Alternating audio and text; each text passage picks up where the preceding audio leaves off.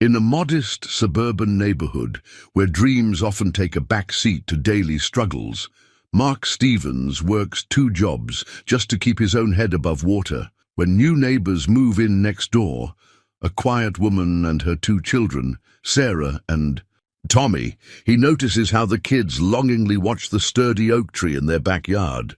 Their mother seems to work long hours, her expensive car always gone before dawn. Despite his own exhaustion, Mark spends every precious free moment building them a treehouse, using scavenged wood and salvaged materials, crafting their dream hideaway one nail at a time. But what Mark doesn't know is that their seemingly modest neighbor, Isabella Montgomery, is actually a tech billionaire seeking a simpler life for her family. Could this humble carpenter's selfless gesture lead to something far more extraordinary than he ever imagined? Before we jump back in, tell us where you're tuning in from. And if this story touches you, make sure you're subscribed, because tomorrow I've saved something extra special for you. The first rays of sunlight hadn't yet touched the horizon when Mark Stevens pulled his weathered pickup truck into the driveway. His muscles ached from yesterday's construction job, but a quick glance at the majestic oak tree next door brought a smile to his tired face. He reached for his old toolbox, a faithful companion passed down from his father, its leather handle smooth from decades of use. Morning dew still clung to the grass as he walked around his house, coffee thermos in hand. The neighborhood was quiet, save for the gentle purr of an engine as his new neighbor's silver Mercedes glided past. Isabella Montgomery gave him a small wave, her children still drowsy in the back seat. Mark noticed how Sarah, the older one at 10, pressed her face against the window to look at the oak tree, while 7-year-old Tommy clutched a worn superhero action figure. Later that afternoon, between jobs, Mark found himself studying the oak tree's sturdy branches. Its thick limbs reached toward the sky like outstretched arms, nature's perfect foundation for a child's dream hideaway. He was measuring the trunk's circumference with his calloused hands when a small voice startled him. "Are you going to cut it down?" Sarah stood at the property line, her brother half hidden behind her, both wearing matching expressions of concern. Mark chuckled, shaking his head. "No, actually, I was thinking this might be the perfect spot for a treehouse, if your mom wouldn't." "Mind, that is." The children's eyes widened with wonder.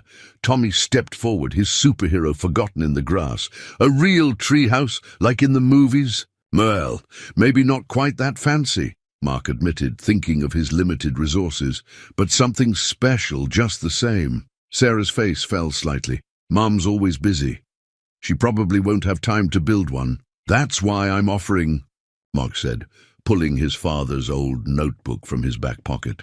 The leather-bound journal was filled with sketches and measurements from decades of carpentry projects. "I've built a few tree houses in my day. What do you say we design one together?" For the next hour, Mark sat with the children on his porch steps, sketching ideas. Sarah wanted a reading nook with a window seat, while Tommy insisted on a trapdoor for secret missions. Their enthusiasm was contagious, and Mark found himself adding details he knew would stretch his budget, but the joy in their faces made it impossible to say no. As the sun began to set, they heard the distinct sound of the Mercedes returning. The children gathered their things quickly, Sarah carefully folding their sketch and tucking it into her pocket. "Thank you, Mr. Stevens," she said formally, suddenly shy again. "Mark," he corrected gently. "Mr. Stevens was my father." He watched them run home, their excited chatter carrying across the lawn. Through the gathering dusk, he saw Isabella emerge from her car, looking elegantly put together despite the late hour. She greeted her children with warm hugs, her attention fully focused on their animated conversation. Later that night, as Mark sorted through his tools and took inventory of materials he might be able to salvage from his job sites, he wondered about their story. Single parents recognized each other, even without words. There was a certain look they shared, a weight carried in the shoulders. But Isabella carried herself differently, with a grace that spoke of resources beyond his understanding. Still, She had chosen this modest neighborhood, this simple life for her children. Mark ran his hand along his father's toolbox, remembering the lessons taught alongside each tool. "The greatest gift we can give," his father used to say, "costs nothing but time and care." Tomorrow would be another early morning, another long day of work, but as he sketched out preliminary plans in his father's notebook, Mark felt a spark of excitement he hadn't experienced in years. Outside his window, the old oak tree stood sentinel. In the growing darkness, its branches swaying gently in the evening breeze, as if nodding in approval of the dreams about to take shape among its leaves. Over the next few days, Mark's front porch became an impromptu design studio. Sarah and Tommy would appear after school, their backpacks heavy with homework, but their minds full of treehouse dreams. They spread their drawings across the weathered wooden planks, Sarah's careful architectural renderings in colored pencil, Tommy's enthusiastic crayon masterpieces featuring zip lines and secret tunnels. Mark found himself looking forward to these afternoon sessions. He'd prepare snacks, nothing fancy, just apple slices and peanut butter crackers, and listen to their stories while translating their ideas into practical blueprints. Sarah had inherited her mother's attention to detail, often pointing out practical considerations that surprised him. "The window seat needs to face east," she explained seriously, "so we can watch the sunrise while reading." Tommy nodded vigorously, adding, "And we need a special shelf for Mum's teacup when she visits." The mention of their mother made Mark glance toward the Montgomery house. Isabella's car was, as usual, absent, but evidence of her devotion was everywhere, from the children's well-kept appearances to the way they spoke about her with unwavering affection. On Saturday morning, Mark began gathering materials. His contractor friends, knowing his project, started setting aside salvageable wood from their demolition sites. Old Mrs. Henderson down the street contributed weathered boards from her dismantled garden shed, the wood still solid beneath its faded paint. Even Mr. Patterson, known for his grumpy disposition, appeared with a box of unused hardware from his garage. "Heard you're building something special," he muttered, avoiding eye contact. "These have been collecting dust since '82. Word spread through the neighborhood like a gentle breeze.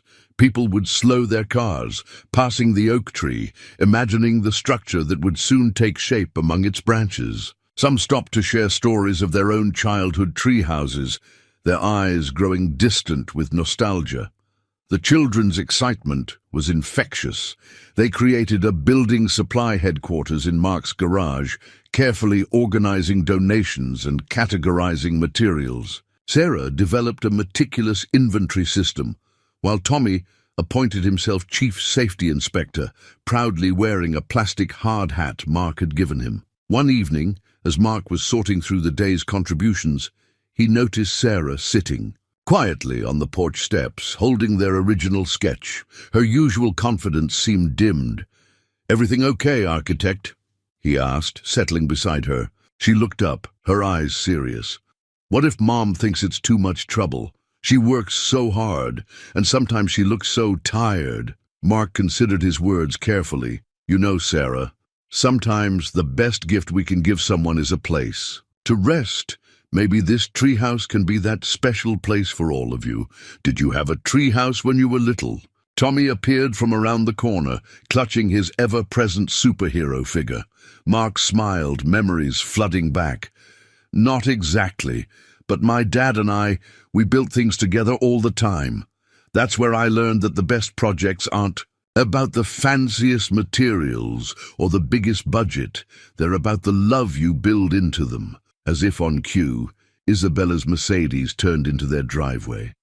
The children gathered their things, but not before Sarah carefully placed their latest design refinements in the special folder they decorated. Mark watched as they ran to greet their mother, their voices overlapping as they shared the day's progress. Isabella caught his eye over the children's heads and gave him a warm smile, one that seemed to hold 1,000 unspoken words. For a moment, Mark thought he saw something flicker across her face, a shadow of some deeper emotion, but then Tommy tugged at her hand, eager to show her their organizing system, and the moment passed. That night, reviewing their plans by lamplight, Mark realized the project had grown beyond his initial vision. Every added detail, the reading nook, the secret compartments, the special tea shelf, represented a piece of their evolving story. He might not have the resources to match the grandeur of the tree houses in Tommy's beloved movies, but he could build something authentic, something that spoke of care and craftsmanship and community. Outside, the oak tree's leaves rustled in, the evening breeze, its branches reaching toward a sky filled with possibilities. Tomorrow, they would begin turning dreams into reality, one carefully placed board at a time. While the neighborhood slept, Isabella Montgomery sat in her home office, surrounded by screens displaying real-time data from her tech empire. The soft blue glow illuminated her features as she led a video conference with executives across 3 continents. Gone was the carefully cultivated image of the modest single mother. Here, she was the formidable CEO of Montgomery Digital Solutions, architect of some of the decade's most revolutionary software innovations. The Singapore merger needs to close by Friday, she directed, her voice carrying the quiet authority that had become legendary in Silicon Valley. A notification flashed on her screen. Another article about the mysterious Montgomery and her unconventional decision to step back from public life. She dismissed it with a practiced gesture. Dawn was approaching when she finally powered down her systems. The house was quiet except for the gentle hum of the central air. She paused at Tommy's room, smiling at the superhero posters covering his walls. In Sarah's room, a stack of treehouse drawings lay scattered across the desk, each one more detailed than the last. Isabella picked up one of the sketches, her fingers tracing the careful measurements in her daughter's handwriting. She recognized the precision in these drawings, the same drive for perfection that had fueled her own rise to success. But here, it was channeled into something pure, untainted by market pressures and shareholder expectations. Through the window, she could see Mark's truck already parked in his driveway. He moved quietly, setting up his workstation with the efficiency of someone who knew the value of early morning hours. She watched him reference the children's drawings with the same respect he'd give professional blueprints. The divide between her worlds had never felt so stark. In one, she commanded billions in resources, her decisions shaping the future of technology. In the other, she watched a carpenter with calloused hands build her children's dreams from salvaged wood and second-hand materials. Her phone buzzed. Her chief financial officer with urgent updates about market fluctuations in Asian markets. Isabella sighed, slipping back into her role as tech pioneer. But her eyes kept drifting to the oak tree, where Mark was now carefully measuring branches, his father's notebook in hand. Later that morning, as she drove the children to school, Tommy's excited voice filled the car. "Mr. Mark says we can help paint when it's ready. Can we get blue paint, Mom, and yellow, and maybe some red for the secret door?" Sarah, ever practical, added, "He's using special weather-resistant wood for the floor. Did you know his dad taught him everything about building? He has all these old tools that tell stories." Isabella felt a pang of recognition. Her own father had been absent during her rise to success, his attention focused on the family's business empire. She'd promised herself her children would have a different experience, hence this experiment in normal living. But watching them light up about the treehouse project, she wondered if she'd accidentally created a different kind of distance. At a red light, she caught sight of her reflection in the rearview mirror. The elegant CEO was carefully hidden beneath the facade of a working single mother, her designer clothes exchanged for simple business wear, her signature accessories locked away. The deception weighed on her, but the joy in her children's voices as they discussed their afternoon plans with Mark convinced her it was worth it. "Mom?" Sarah's voice pulled her from her thoughts. "Will you be home early enough to see what we worked on today?" Isabella's heart tightened. In her other life, she had a board meeting scheduled until late evening. "I'll try my best, sweetheart. Save all the details for me?" The children nodded, used to her schedule but never completely, hiding their disappointment. As they pulled up to the school, Isabella made a decision. She would have her assistant clear tomorrow afternoon. Just a few hours to be present, to see this project through her children's eyes rather than through glimpses stolen between conference calls. After all, she thought, as she watched them walk, into school, what was the point of all her success if she couldn't give her children the one thing money couldn't buy?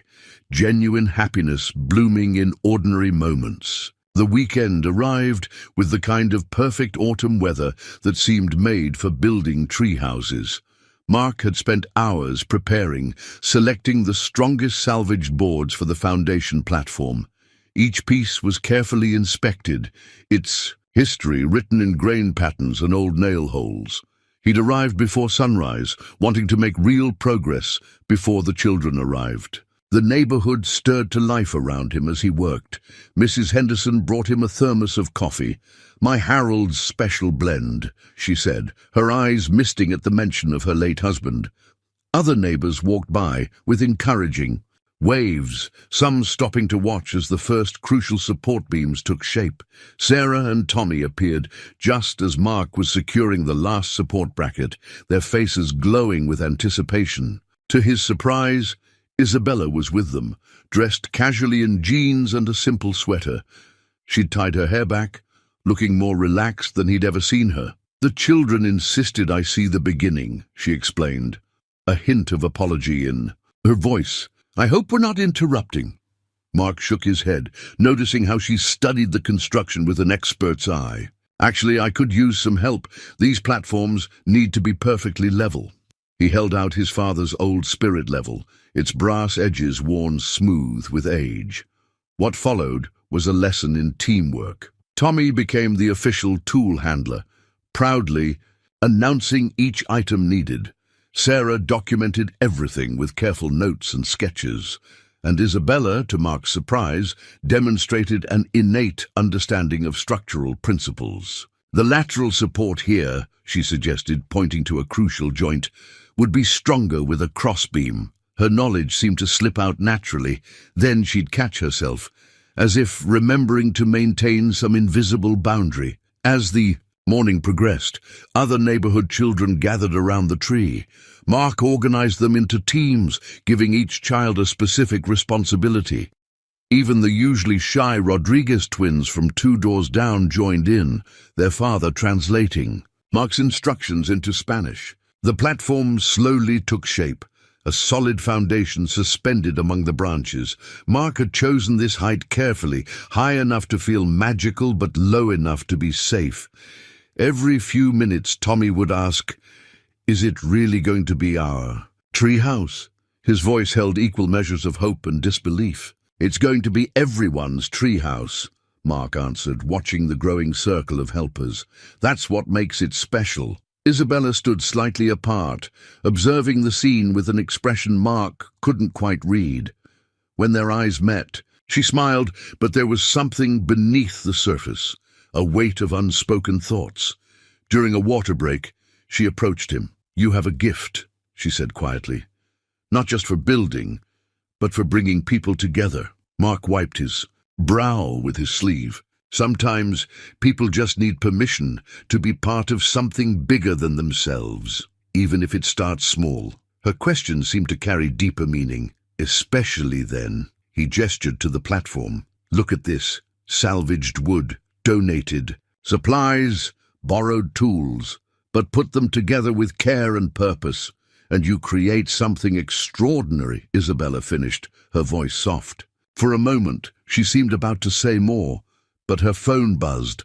A shadow crossed her face as she checked the screen. "I have to go," she said, regret evident in her tone. "A work emergency." The children's disappointment was visible, but tempered by their excitement about the project. They hugged their mother goodbye, quickly returning to their assigned tasks. Mark watched Isabella walk to her car, noting how her shoulders straightened, her posture shifting into something more formal. The rest of the day passed in a blur of activity.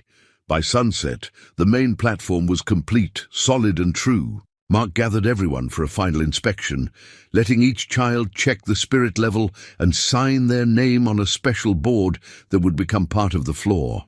After the others had gone home, Sarah lingered. She ran her hand along the smooth surface of the platform, then looked at Mark with serious eyes. "Mum's different when she's here," she said, "more like she used to be before." She stopped herself, suddenly cautious.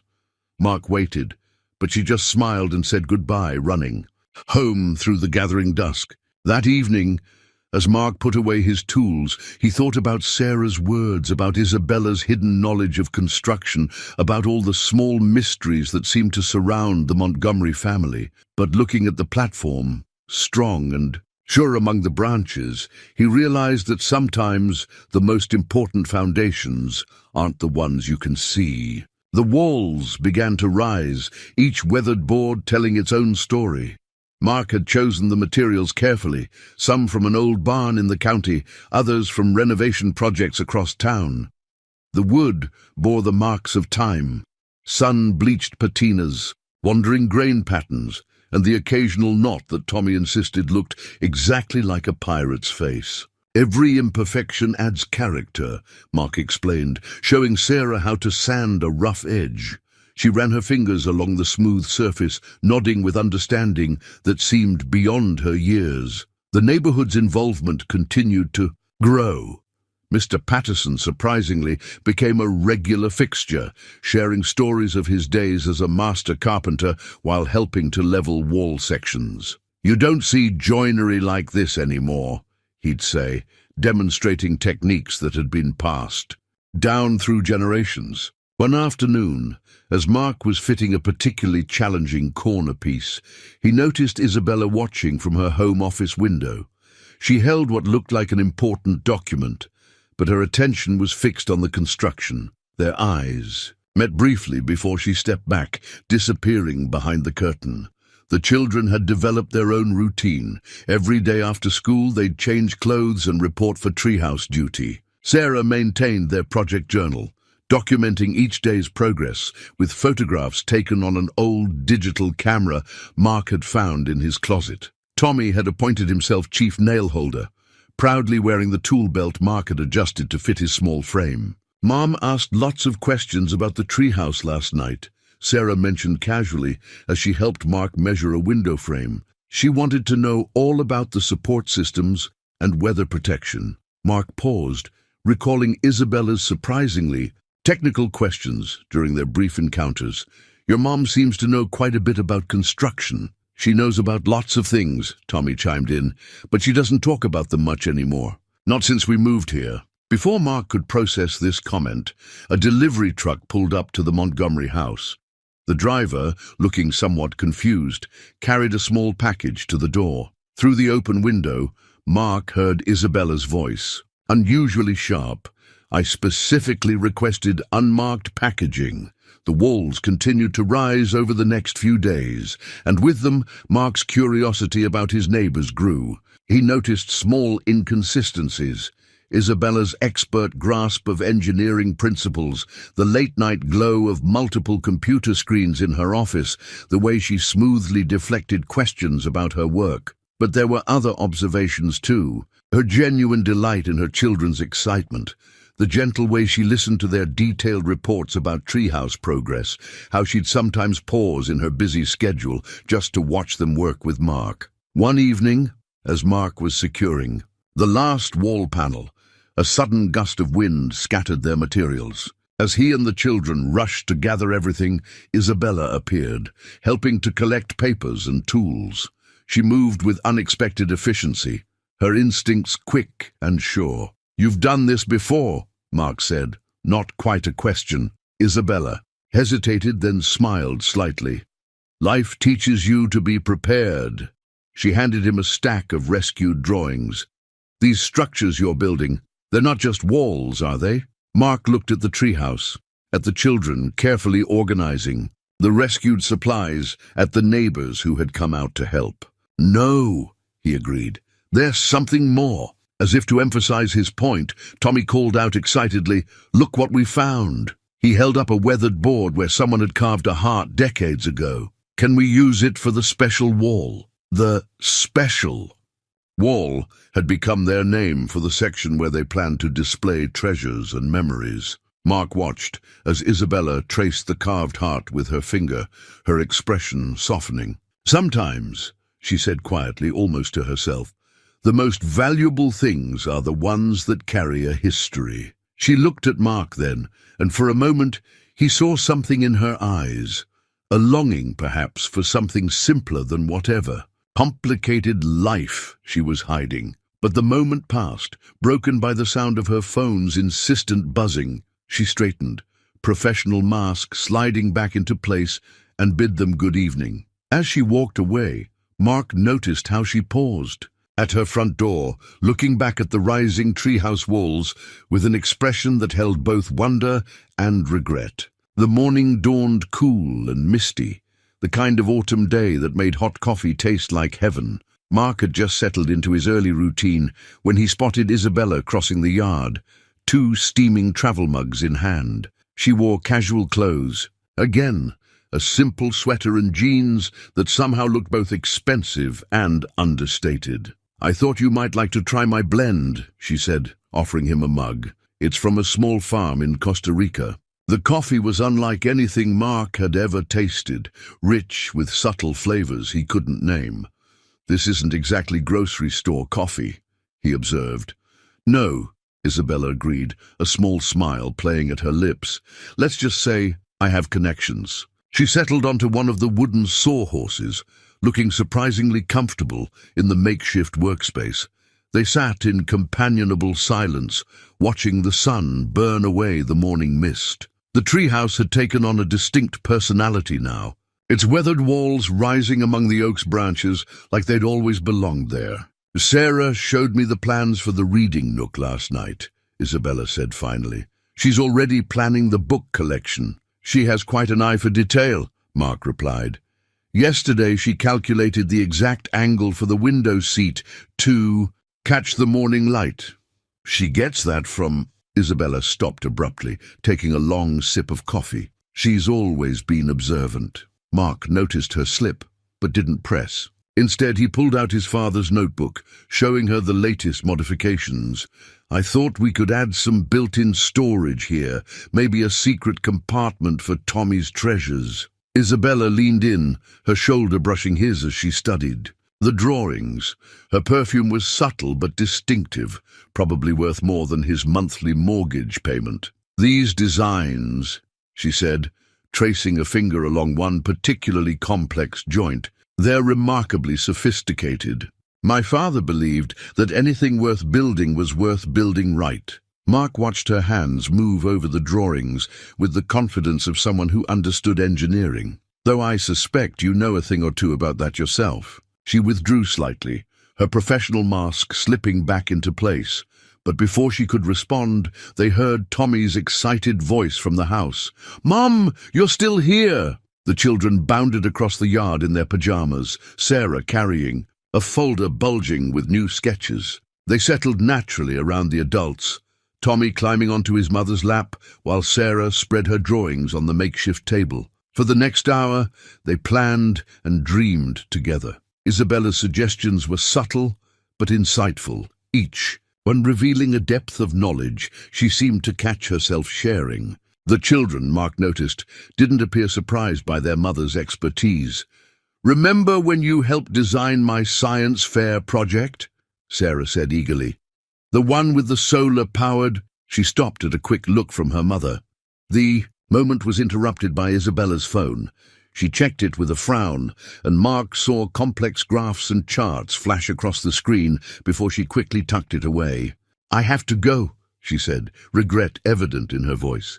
"Conference call." "But Mom," Tommy protested, "you promised to help us paint the secret door." Isabella hesitated, clearly torn. Mark watched her internal struggle play across her face. "The paint can wait," he offered.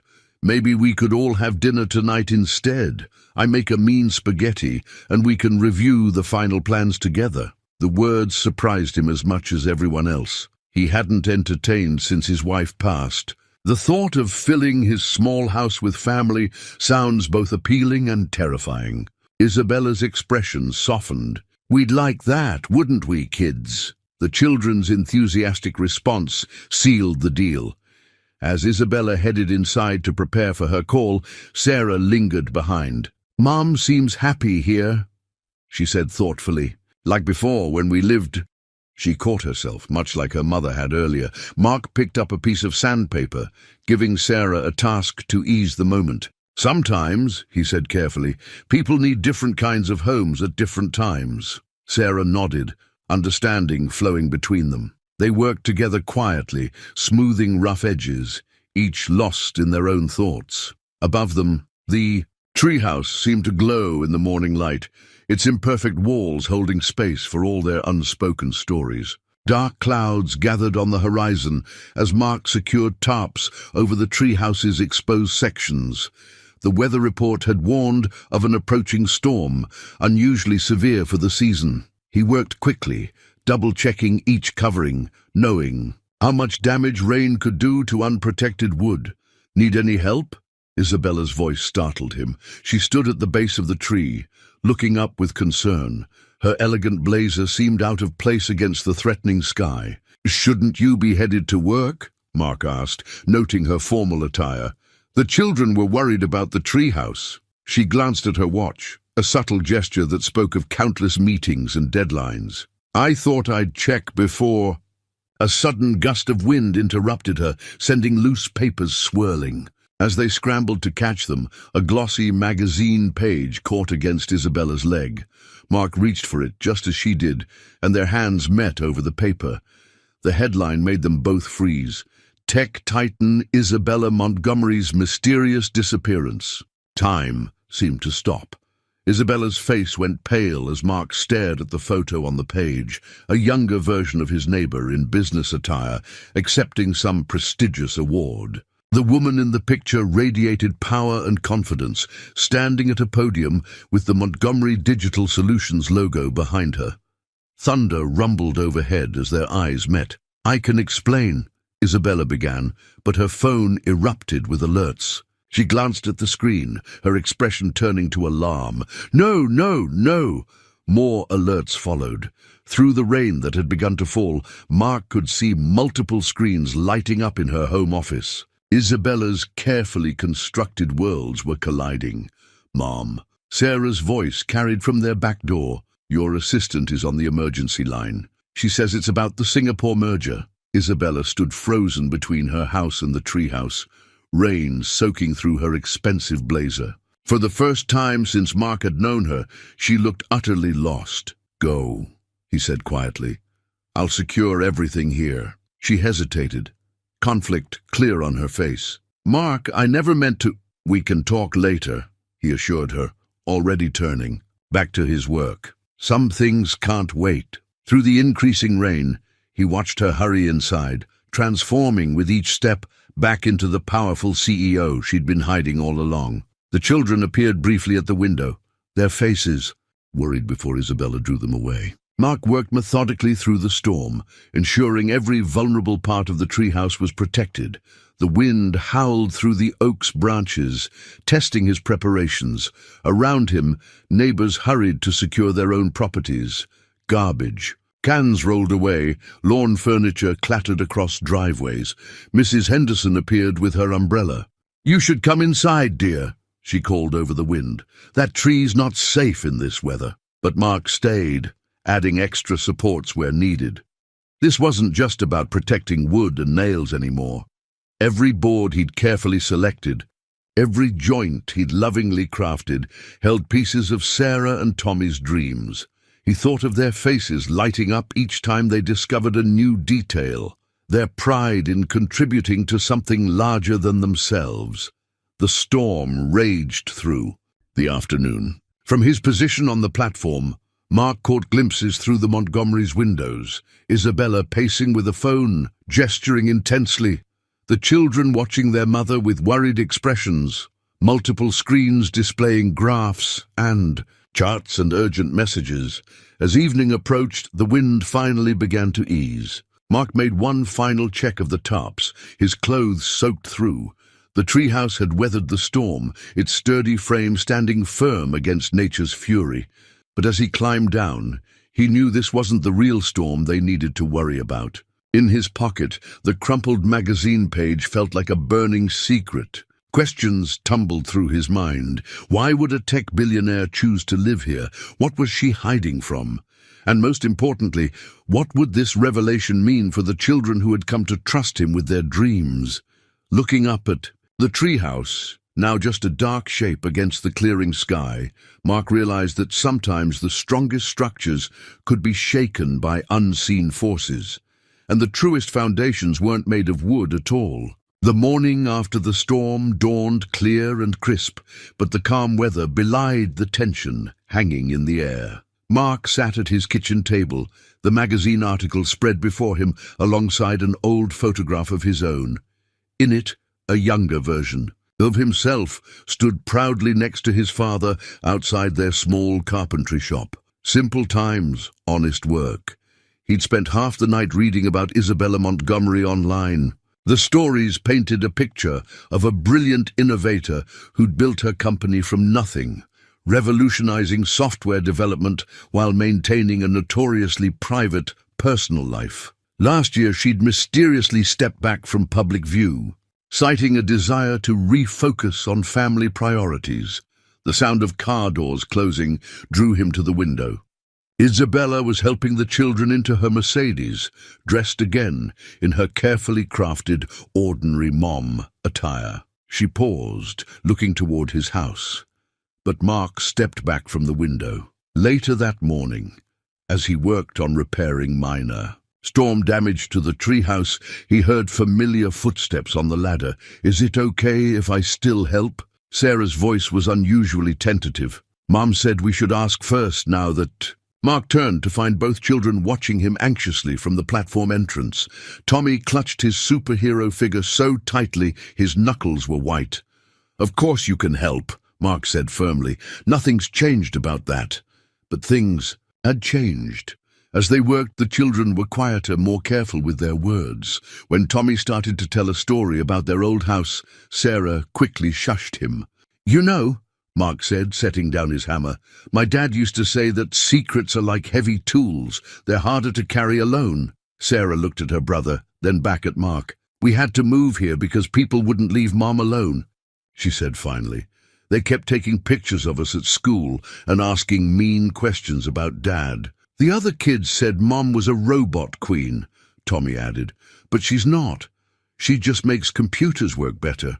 Mark thought about Isabella's careful orchestration of their simple life here, the lengths she'd gone to protect her children's normalcy. "Your mom must love you very much to change her whole life like that." "She's still the same mom," Sarah said defensively.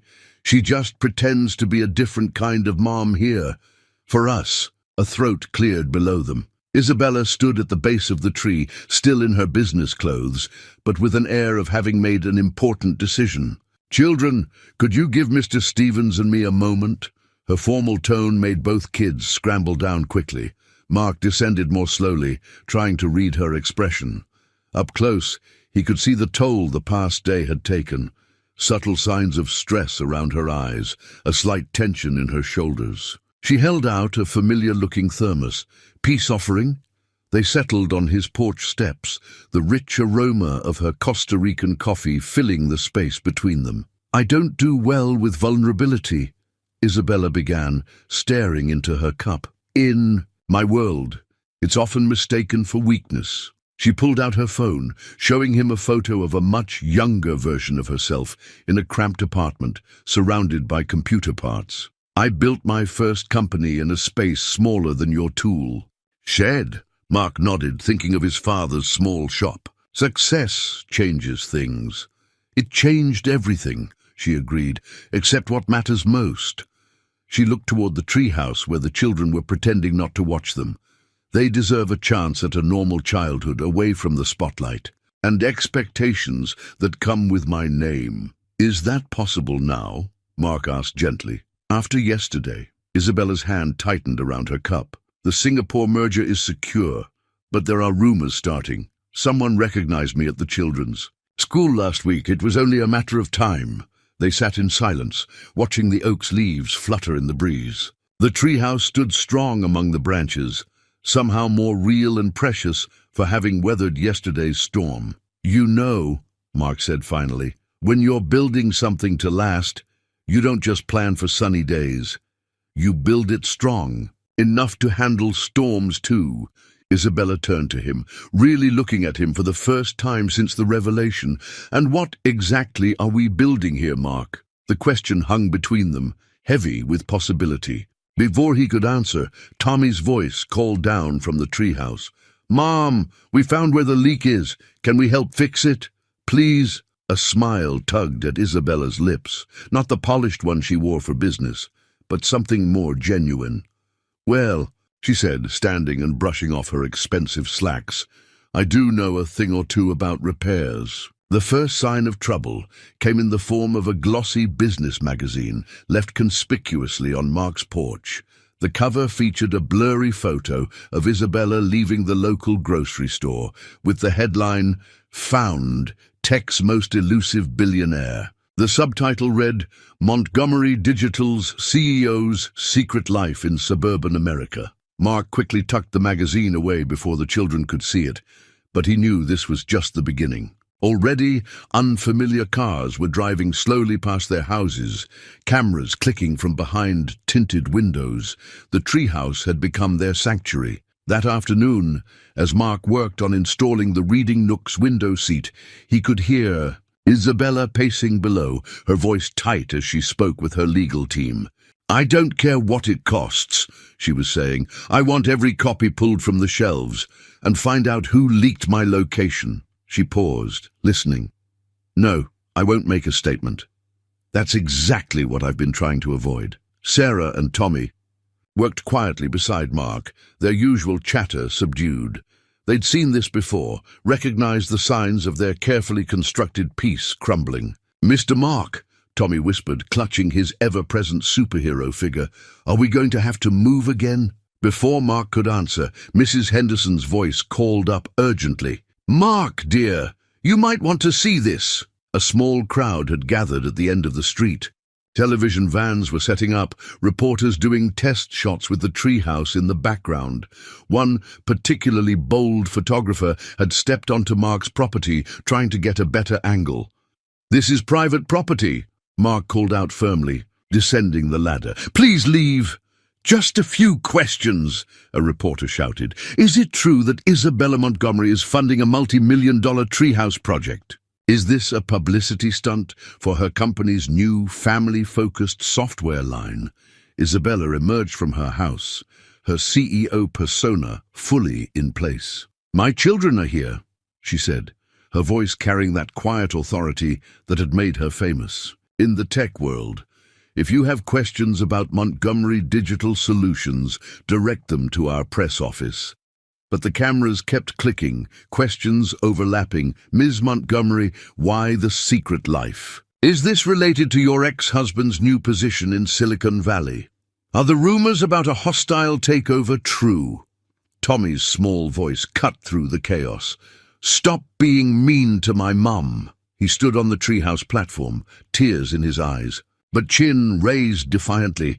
Sarah stood beside him, one arm protectively around her brother. The sight of the children seemed to give Isabella new resolve. Mark, she said quietly, I'm so sorry about this. I never meant to bring chaos to your doorstep. Mark watched as more cars arrived, as neighbors came out to see the commotion, as the peaceful community they'd built began to fracture under the weight of public curiosity. The treehouse stood above it all, a testament to simpler truths. No, he said. My father used to say that good fences make good neighbors. He turned to the gathered media, and right now you're all trespassing. Mr. Patterson emerged from his house, garden hose in hand. Mrs. Henderson appeared with her infamous air horn from her days as a high school coach. Other neighbors stepped, forward, forming a protective circle around their own. "This is more than just a treehouse," Mark continued, his voice carrying across the yard.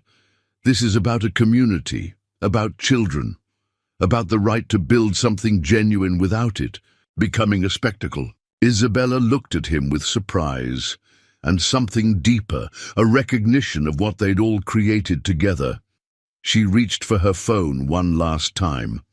"Janet," she said to her assistant, "implement Protocol Omega, yes, all of it, and call Charles at the network.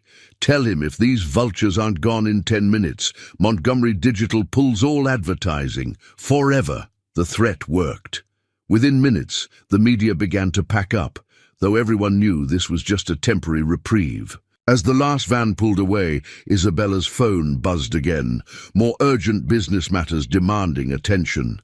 She looked torn between her worlds again, but Mark was already climbing back up to the treehouse. "Come on," he called down. "That window seat won't install itself, and I think we could all use some time up here right now." The children's faces brightened.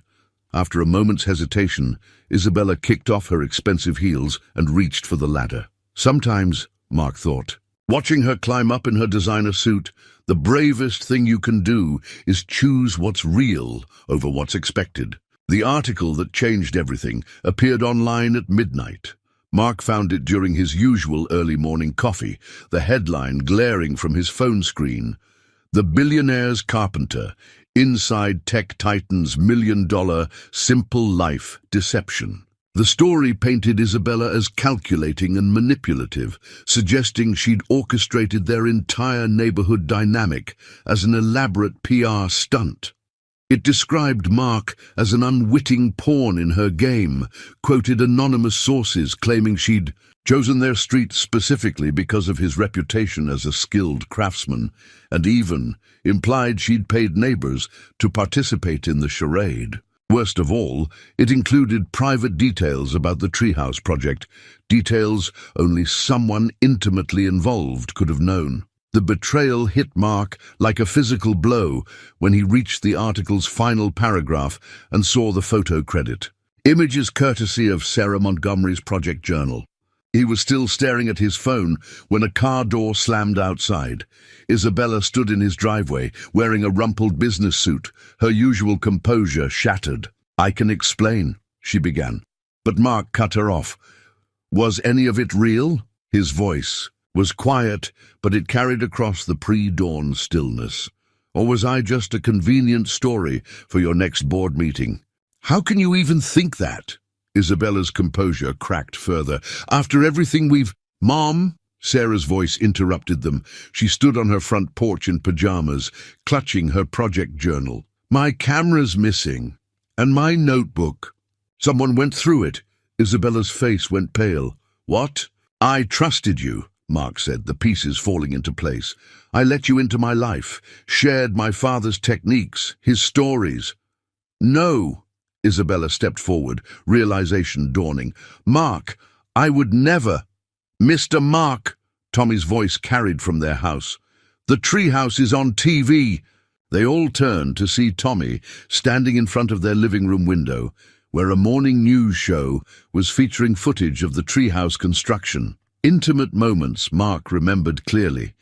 Teaching Sarah to sandwood, helping Tommy place his first nail, quiet conversations with Isabella played across the screen like scenes from a reality show. "My assistant," Isabella whispered, horror creeping into her voice.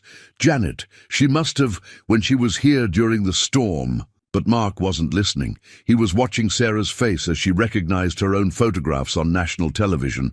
Her private documentation of their special project turned into entertainment for strangers. "I'm calling Janet right now." Isabella reached for her phone, CEO mode engaging. "I'll have this shut down immediately. I'll sue every network that—" "That's what you do, isn't it?" Mark interrupted. "Throw money and lawyers at problems until they go away. Is that why you chose this neighborhood? We were just another problem to solve?" "Dad used to say that too," Tommy said quietly. Before he left, Isabella flinched as if struck. For a moment she looked utterly lost. Not a powerful CEO, not a protective mother. Just a woman watching something precious slip through her fingers. The treehouse was supposed to be different, Sarah said, her voice small. It was supposed to be just ours. Mark looked up at the structure he'd poured his heart into. Every board, every nail, every careful joint had been a gesture of faith. In community, in simple pleasures, in the possibility of building something real in a world of smoke and mirrors. I think, he said carefully, we all need some time to process this. Mark, please. Isabella stepped forward, but he was already turning away. Mom, Tommy tugged at her sleeve. Can we go up to the treehouse just for a little while? Isabella looked between her son's pleading face and Mark's turned back, the weight of multiple worlds crushing down on her shoulders. Not right now. Sweetheart, I need to make some calls. As she led her children back to their house, Mark stood in his driveway watching the neighborhood wake up to their new reality. Mrs. Henderson waved sadly from her porch. Mr. Patterson stood at his mailbox, shaking his head at a reporter trying to ask him questions. The morning sun caught the treehouse windows, making them gleam like tears. Mark remembered Isabella's words from what felt like a lifetime ago. Sometimes the most valuable things are the ones that carry a history. Now he wondered if some histories were too heavy to bear, if some foundations, no matter how carefully laid, could crack under the weight of too many secrets. The next morning, Mark found a broken window in the treehouse. A rock lay among the shattered glass, wrapped in a paper bearing a single word, fake. The sight of it, jagged edges catching the morning light, splinters of safety glass scattered. Across Sarah's reading nook made something snap inside him. He was gathering the broken pieces when he heard Isabella's sharp intake of breath behind him. I'll pay for it, she said automatically, reaching for her phone. Like you pay for everything? Mark's voice was cold. Is that your solution to every problem? Just throw money at it until it goes away? Isabella's hand dropped. In the harsh morning light, she looked exhausted. Her designer outfit wrinkled from another sleepless night. What would you have me do, Mark? This is my fault, all of it. You're right, he agreed and watched her flinch. But not for the reasons you think. The money, the lies, that's not what matters. It's the trust. Those kids trusted us to build something real. Everything I did was to protect them. Was it? Mark stood, glass crunching under his work boots. Or were you protecting yourself? Before she could answer, Sarah's voice drifted, up from below.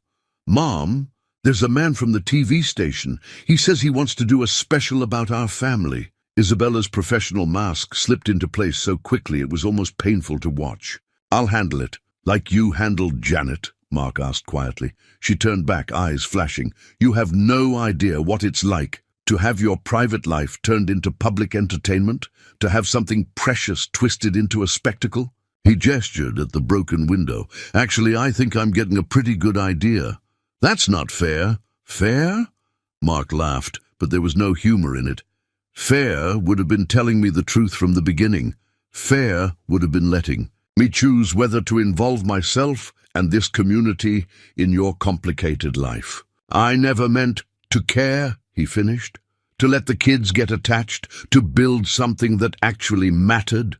Isabella stepped forward, reaching for his arm. Mark, please, but he moved away toward the ladder. You should go handle your press problem. That's what CEOs do, right? Manage the narrative. Don't do this, her voice cracked. Don't make me choose. You already did, he said quietly. The moment you decided we were all just props in your perfect, simple life story.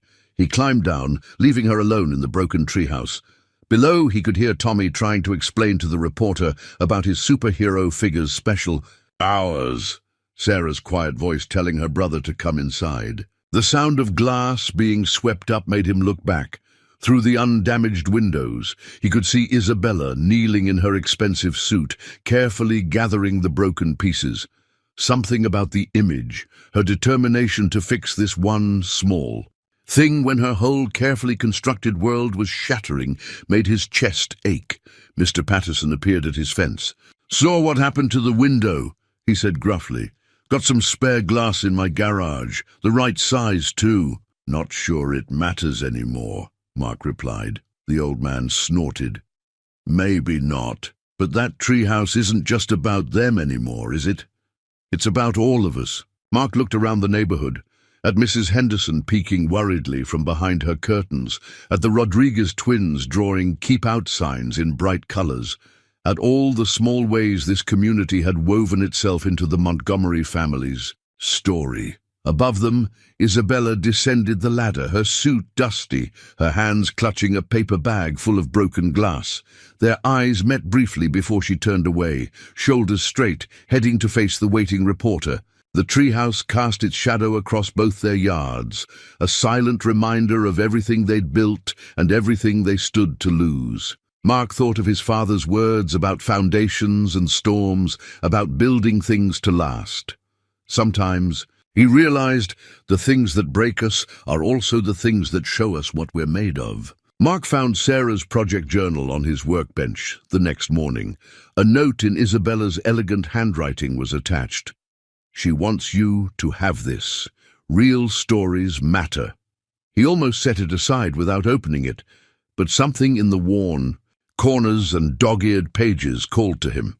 Inside, beyond the photographs that had been stolen and splashed across the media, he found Sarah's careful documentation of their journey. Her sketches captured moments the cameras had missed.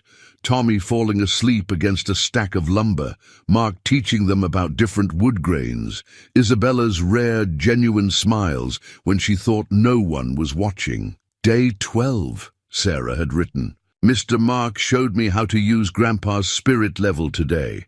He says a true foundation needs to be level in all directions, just like a true heart needs to be balanced. I think he was talking about more than just the treehouse. A knock interrupted his reading. Isabella stood in his workshop doorway, but not the Isabella he'd come to know, or thought he had. Gone were both the careful suburban mom disguise and the polished CEO armor. She wore old jeans and a faded MIT sweatshirt, her hair pulled back simply. Janet confessed, she said without preamble. She's been working with my ex-husband's company. They're trying to force a hostile takeover. The simple mum story was supposed to make me look unstable, unfit to lead. Mark set the journal down. Why are you telling me this? Because you deserve the truth, all of it. She stepped into the workshop, running her hand along a piece of salvaged wood. When I was 19, I built my first computer in a garage, not much bigger than this. Everything I had went into that machine. People said I was crazy to compete with the big tech companies, but I believed in building something real. She picked up a worn chisel, studying its well-used edge. Success changed things. Suddenly, every decision was scrutinized, every relationship questioned. When my marriage fell apart, it made international news. The children needed something real, Mark finished quietly. Yes, Isabella set the chisel down carefully. This neighborhood, this life, it started as a hiding place. But then you started building that treehouse, and I watched my children come alive again. I watched this community embrace them without wanting anything in return. I watched you teach them about creating something with their own hands, about the value of imperfect things. Her voice caught. I forgot what that felt like. To build something just for the joy of it. To be valued for something other than my stock price. Outside, they could hear Tommy's voice drifting from the treehouse, where he was apparently giving his superhero figure a serious lecture about responsibility. Sarah's quieter tones joined in, defending whatever imaginary transgression was under discussion. I've been calling it Protocol Genesis, Isabella continued. A complete restructuring of Montgomery Digital, moving our headquarters here to this community, building a tech education center for local schools, using our resources to preserve places like this, where children can grow up understanding the value of both innovation and tradition. Mark picked up Sarah's journal again, thumbing through the pages. And what do you want from me? Nothing, she said simply. You've already given us more than I could ever repay. She gestured to her casual clothes, wanted you to finally meet the real me. the one who still believes in building things from scratch. The one who remembers what it's like to create something with her own hands and be proud of every imperfect detail. From above came the sound of breaking glass, but this time followed by children's laughter. They rushed to the treehouse to find Sarah and Tommy carefully picking up the pieces of a jar they'd dropped, giggling at their clumsiness. "Sorry," Sarah called down. "We were trying to make a special shelf for Mum's memory jar, like the one in her old workshop photos." Isabella's breath caught. "You remember those?" "Course we do," Tommy said matter-of-factly.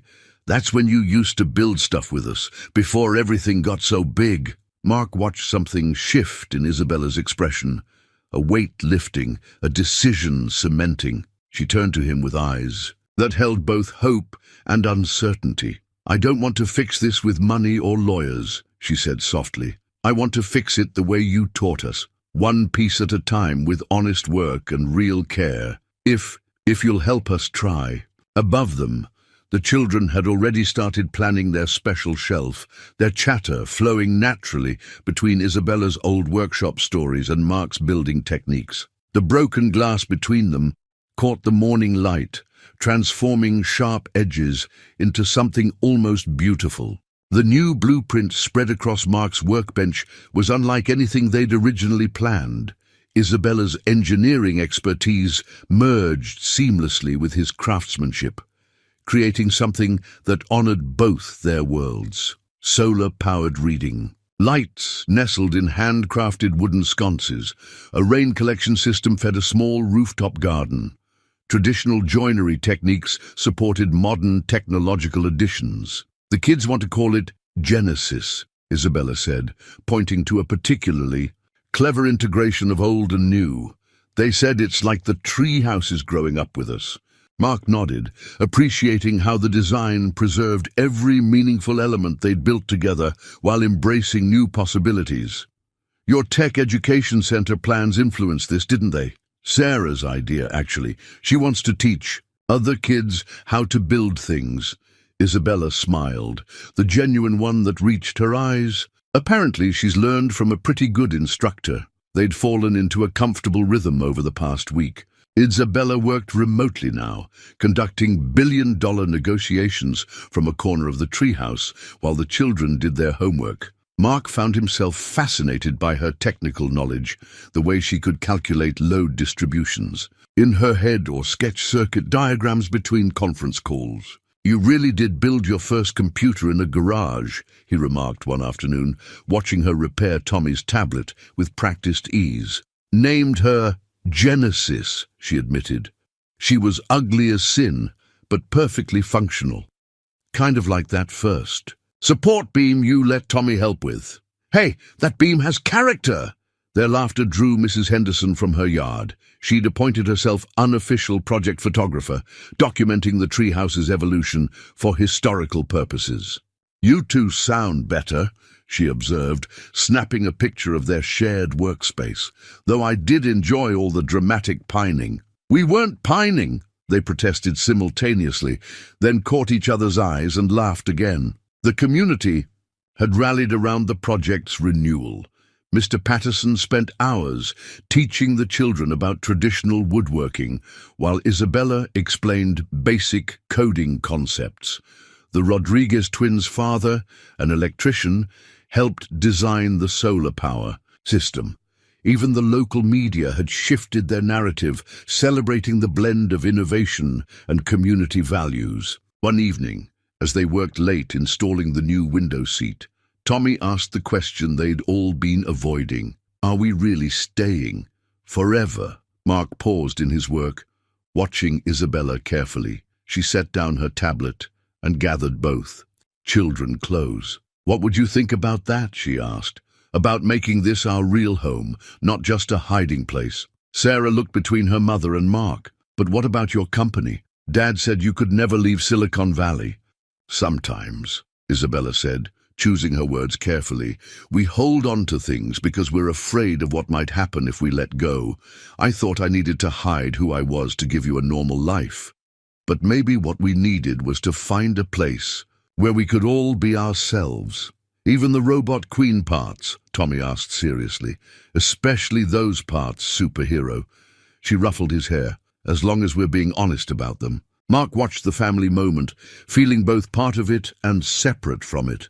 Isabella must have sensed his withdrawal because she reached out, catching his hand. "You know," she said, "every good project needs a master builder, and every tech company could use someone who knows the value of building things by hand," Mark added, squeezing her fingers. The sun was setting, casting long shadows through the treehouse windows. They'd installed the new glass that afternoon, stronger than before, but with a special coating that turned the light into rainbow patterns across the wooden floor. "Look," Sarah pointed to where the colors fell. "It's like the old and new parts are dancing together." Mark thought about his father's lessons on foundations and trust, about Isabella's journey from garage inventor to tech titan, and back to something real. He thought about two children who taught them all about seeing magic in imperfect things. "Well," he said, pulling out his father's old notebook and opening it to a fresh page, "what should we build next?" Tommy's eyes lit up. "A rocket ship, a laboratory," Sarah countered. "How about," Isabella suggested, her hand still in Mark's, "we start with dinner? I seem to remember something about a mean spaghetti recipe." As they climbed down together, the treehouse stood silhouetted against the evening sky, not just a hideaway anymore, but a bridge between worlds, a testament to the strength of things built with love and honesty and the courage to begin again. The morning of the treehouse's completion dawned bright and cool. Mark stood at his workbench, applying the final coat of varnish to a hand-carved sign. The wood grain caught the light, highlighting the carefully burned letters. "Genesis, where? Oh, dreams meet new beginnings." "That's beautiful." Isabella's voice came from behind him. She'd taken to wearing what she called her hybrid wardrobe. Designer jeans paired with work boots, silk blouses protected by well-worn workshop aprons. "The children will love it." "Speaking of the children," Mark glanced at his watch. "Aren't they usually here by now?" Isabella's eyes twinkled. "They're working on a surprise. Apparently we're not the only ones with secrets." The past week had been a flurry of activity.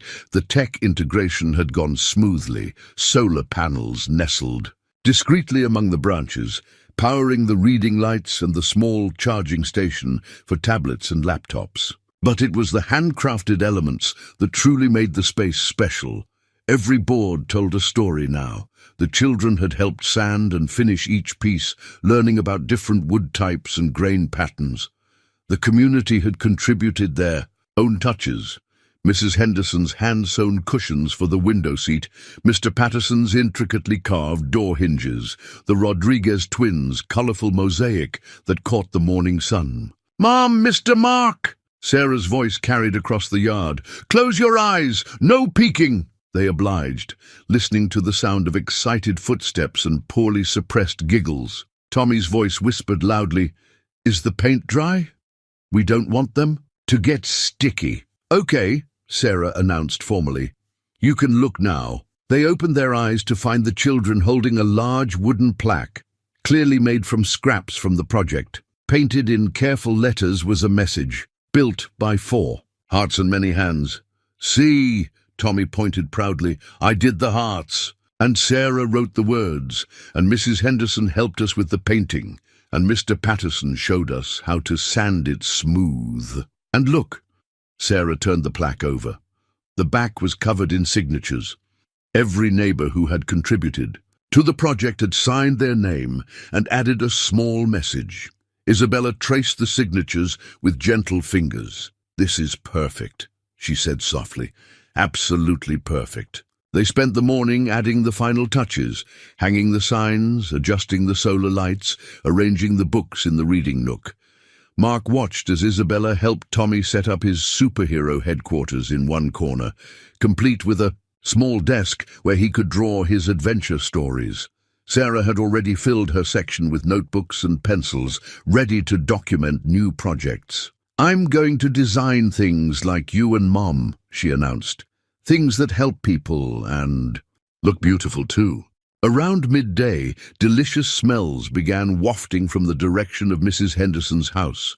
The whole neighborhood was preparing for tomorrow's official treehouse warming celebration. Even Mr. Patterson had been spotted carrying his famous secret recipe, potato salad, into his kitchen.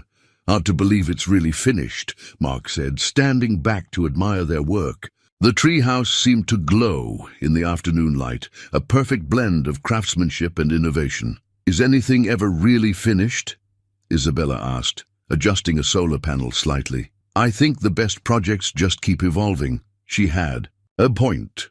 Already there were talks of expanding the tech education program, of using the treehouse as a model for similar community projects. Isabella's company was developing a line of sustainable building materials inspired by their work here. "The best innovations come from understanding what people really need," she'd explained during one of their planning sessions. "Not just what makes money." As the sun began to set, they gathered for one final inspection.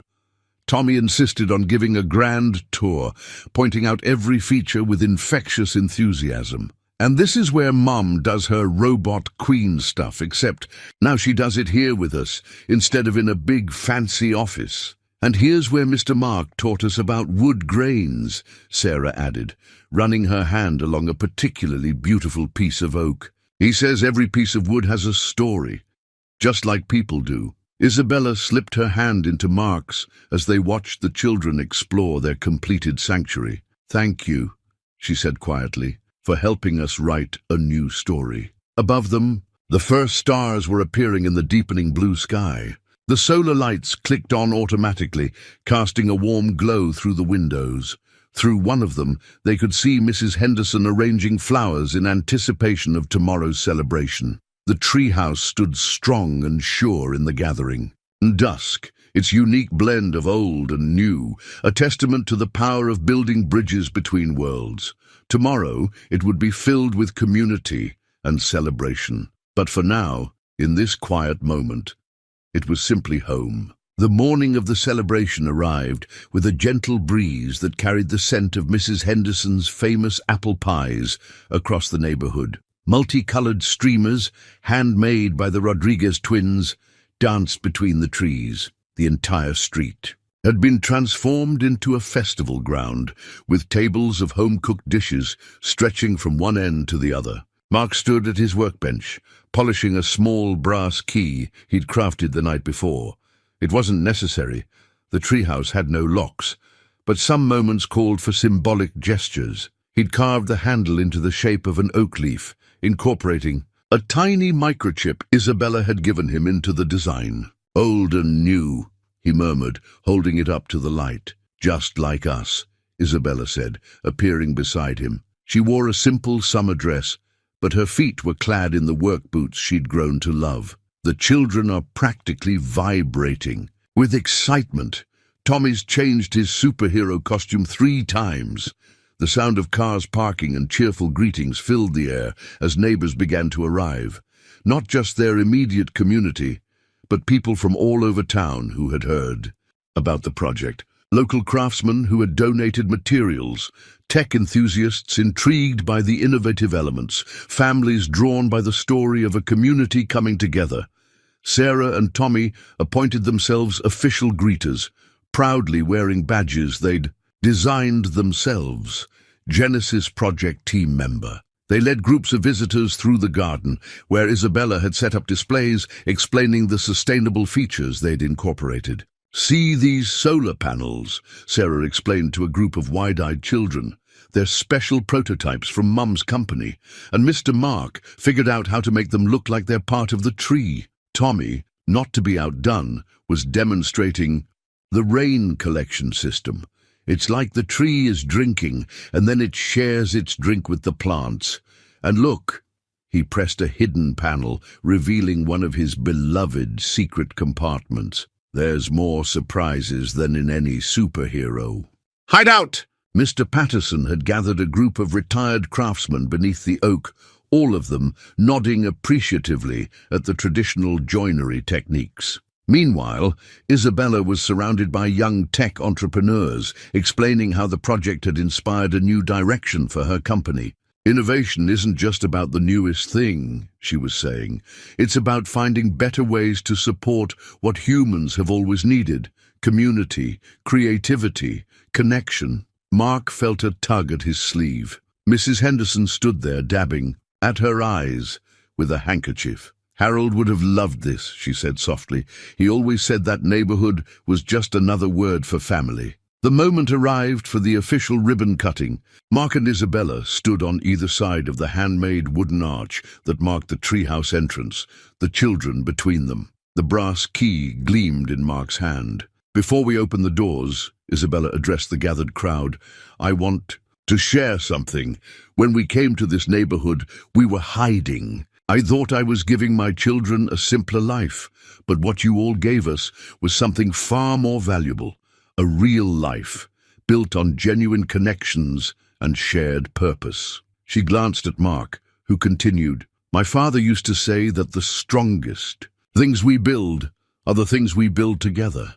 This treehouse isn't just a structure, it's proof that when we combine the wisdom of the past with dreams for the future, something magical happens." Sarah stepped forward with their plaque, "Built by 4 hearts and many hands, and many more to come," Tommy added, grinning at the other children who had gathered close.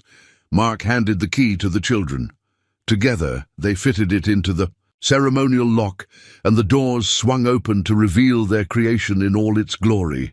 Sunlight streamed through the stained glass windows, casting rainbow patterns across the handcrafted floors. Solar-powered lights twinkled like stars among the branches. Every corner held a perfect blend of artistry and innovation. A collective gasp of wonder rose from the crowd, followed by spontaneous applause. As people began to explore the space, Mark felt Isabella's hand slip into his. "You know," she said quietly, "some people might say a tech CEO and a carpenter are an unlikely pair." Mark watched as Sarah showed her school friends the reading nook, while Tommy regaled his audience with tales of construction adventures. "I'd say we built something pretty wonderful together." The treehouse seemed to glow with its own inner light, a beacon of possibility rising above the ordinary world. In its branches, the past and future had found common ground, and 4 hearts had found their way home. 1 month after the grand opening, the treehouse had become more than just a neighborhood landmark. On any given afternoon, you might find Sarah teaching a group of young girls the basics of structural engineering, or Tommy leading imagination workshops for fellow aspiring storytellers. The space hummed with the energy of possibility. Isabella had kept her word about Protocol Genesis. Montgomery Digital's new headquarters was under construction on the outskirts of town. Its design incorporating the same principles of blending traditional craftsmanship with cutting-edge technology. Mark had been surprised to find himself consulting on the project, his practical knowledge of materials and techniques proving invaluable. "The board thinks I've lost my mind," Isabella admitted one evening as they reviewed plans in the treehouse. "A tech company prioritizing handcrafted elements? But our sustainability metrics are through the roof, and employee satisfaction surveys—" She smiled, gesturing to the space around them. "Turns out people crave authenticity, even in the digital age." The Tech Education Center had started small, just a few workshops in the treehouse, but word spread quickly.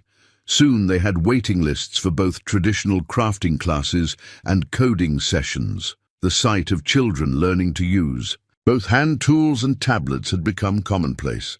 "Watch this, Mr. Mark," Tommy called from his corner.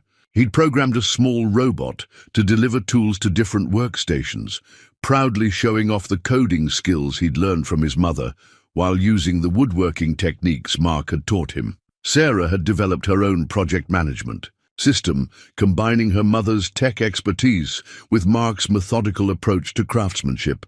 "It's for helping other kids build their dreams," she explained, showing off the app she was developing, "because everyone needs a Genesis story." The community had flourished around the project. Mrs. Henderson's garden now supplied fresh vegetables to a weekly neighborhood dinner held in the treehouse. Mr. Patterson had started a mentorship program, pairing retired craftsmen with young tech enthusiasts to create innovative solutions to local challenges. One afternoon, as Mark was helping the Rodriguez twins set up a new solar panel array, he noticed Isabella standing at the window of her home office. She was on a video call with investors, but instead of her usual corporate backdrop, she let them see the treehouse and the busy community around it. Her presentation materials included photos of children learning, seniors teaching, and families coming together. "This is the future of innovation," he heard her say. "Not just disruption for its own sake, but technology that enhances human connection and creativity." Later that evening, as they sat in the reading nook, going over plans for the next phase of the Tech Education Center, Isabella showed him something she'd been keeping secret. It was a grant proposal, but unlike anything he'd expected. "The Genesis Foundation," she explained, her eyes bright with purpose. "Funding for communities to create their own spaces where tradition and innovation can coexist. Each project will be unique to its community's needs, but all of them built on the same principle, that the strongest foundations are the ones that honor both where we've come from and where we're going." Mark thought about his father's old toolbox, now sitting proudly alongside cutting-edge technology in the treehouse's main workspace. "A legacy of possibility," he mused. "Speaking of legacy," Isabella smiled, "Sarah asked me something interesting today. She wanted to know if you would walk her down the aisle at her wedding someday, together with me." Mark's heart caught. Outside, they could hear Tommy narrating another superhero adventure to his friends, the story somehow incorporating both ancient wisdom and futuristic technology. The sun was setting, turning the treehouse windows into stained glass jewels. "I think," he said carefully, "that families are like the best buildings. They grow stronger when they add new foundations to the old ones." Isabella's hand found his, their fingers intertwining naturally. "Is that a yes?" "That's a we're building something amazing here," he replied, squeezing her hand. Below them, the sound of children laughing mingled with the hum of computers and the rasp of sandpaper on wood. The treehouse had become a living symbol of their journey. Not just four hearts finding their way home, but an entire community discovering that the future didn't have to mean leaving the past behind. As darkness fell, the solar lights came, on automatically, their warm glow mixing with the traditional lanterns they'd hung among the branches. In their light, you couldn't tell where the old elements ended and the new ones began. It was all simply home now, built by many hands and made stronger by every heart that found shelter in its branches. 1 year later, Mark awoke before dawn to find a familiar sight. 2 children tiptoeing across his yard toward the treehouse, flashlights bobbing in the pre-morning darkness. He smiled, pulling on his work boots. Some traditions hadn't changed.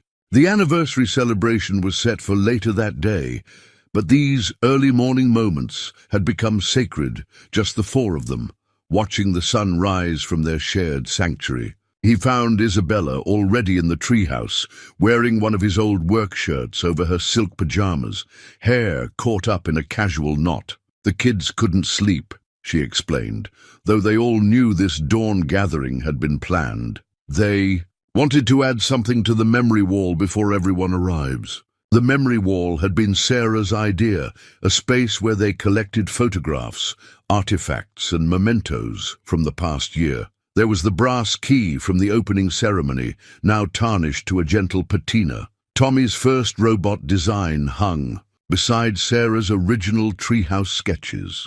A photo of Mark teaching Isabella to use his father's handplane sat next to one of hers, showing him how to code a simple automation program. "Look what we found." Tommy held up a crumpled magazine article, the one that had exposed their story a year ago. "Can we add it? Mrs. Henderson says every good story needs its dramatic moments." Mark and Isabella exchanged glances, remembering the pain and fear of those days. But Sarah was already carefully mounting the article, adding her own caption beneath it, "When our hiding place became our home." The sun began to peek through the eastern windows, catching the crystal wind chimes Mr. Patterson had crafted for their half-year celebration. The sound mixed with the gentle hum of the solar tracking system Isabella had designed, a perfect harmony of old and new. "Genesis 2 breaks ground next week," Isabella mentioned, accepting a cup of coffee from Mark, still her special Costa Rican blend, but now served in handmade ceramic mugs from his new pottery hobby. "The community in Portland is so excited. Their design incorporates elements from their maritime history. The Genesis Foundation had exceeded everyone's expectations. Communities across the country had applied for grants, each proposing their own unique blend of tradition and innovation. The treehouse had become a blueprint, not just for buildings, but for bringing people together." "Dad called yesterday," Sarah said quietly, arranging her latest engineering sketches on her desk. "He wanted to know if he could come see the treehouse." Isabella stilled, but Mark's steady presence beside her helped maintain her calm. "What did you tell him?" "I said he could," Tommy piped up, "but I told him he has to follow the rules. No suits allowed. And he has to take Mr. Mark's workshop safety course first." They all laughed at that, the tension breaking. The past year had taught them that strong foundations could weather any storm, and real family bonds weren't threatened by new additions. Through the windows, they could see the neighborhood coming to life. Mrs. Henderson was already in her garden, gathering flowers for the celebration. The Rodriguez twins were setting up their latest solar art installation, crystal panels that created dancing light patterns across the treehouse walls. "Mum," Sarah said suddenly, "remember when you used to say that success meant having the biggest office in the tallest building?" Isabella looked around their sanctuary, at the children's projects scattered across handcrafted tables, at the mix of high-tech tools and traditional implements, at Mark's quiet smile as he sanded a new shelf edge. "I think," she replied, "I needed to redefine success." The morning light filled the space completely now, bringing out the rich tones of the wood and making the solar panels gleam. Below, they could hear the first celebration guests arriving, other communities coming to learn from their experience, children eager to join the workshops, families looking to build their own Genesis stories. Mark wrapped an arm around Isabella as Tommy began his now famous tour guide routine, complete with theatrical sound effects for the secret compartments. Sarah followed behind, adding technical specifications and historical context with scholarly precision. "Pretty amazing what a simple treehouse can lead to," Mark mused. Isabella leaned into him, watching their children share their passion with the newcomers. "I don't think anything about this treehouse was ever simple, just like nothing about this family was ever ordinary." The morning breeze carried the sound of laughter and conversation up through the branches of their faithful oak tree. In its embrace, two worlds had become one. 4 hearts had become a family, and a hiding place had become a beacon of possibility. Some said